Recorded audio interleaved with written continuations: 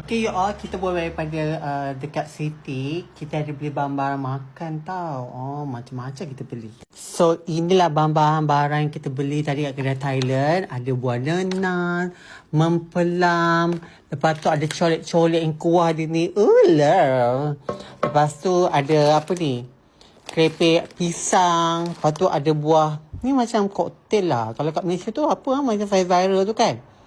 Nak rasa sis. Lepas tu belilah ni sate ni Gitu bolehlah memberita. Kita nak rasa dessert ni, dessert buah ni. Bismillahirrahmanirrahim. Cuba makan.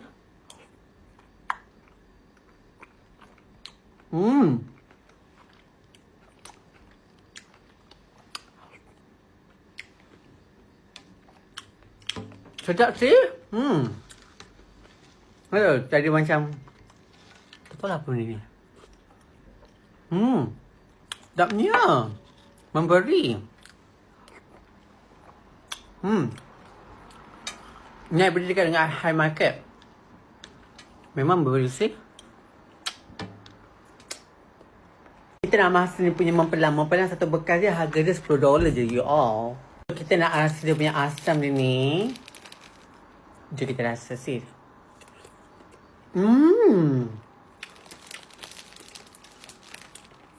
Memberi.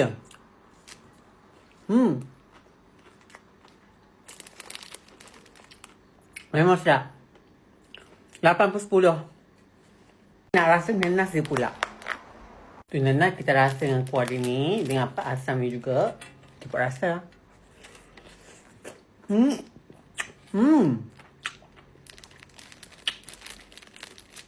Sebiji macam kat Thailand. Alamak.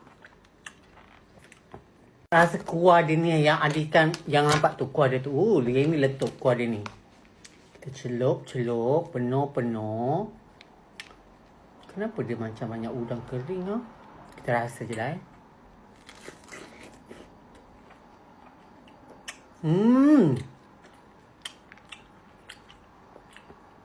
Sedap sih.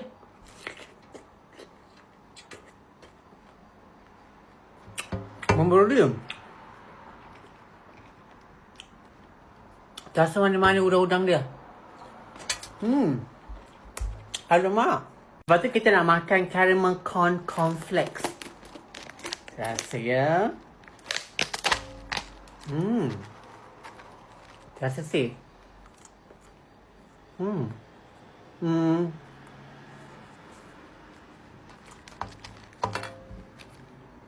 Biasa. Biasa sangat. 20/10. Macam masuk angin je.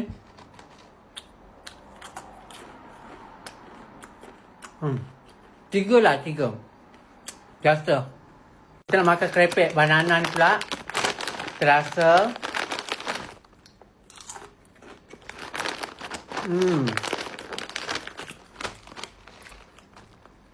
Boleh lah ini. Biasa je. Sekejap lagi kat Malaysia punya. Biasa je nak. Sekejap lagi kat Tanjung Malim.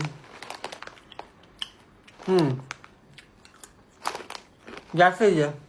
So, kita nak makan sate pula. Lama tak makan sate ikan ni. Jom, kalau kita tengok kita pakai susuk ke tidak.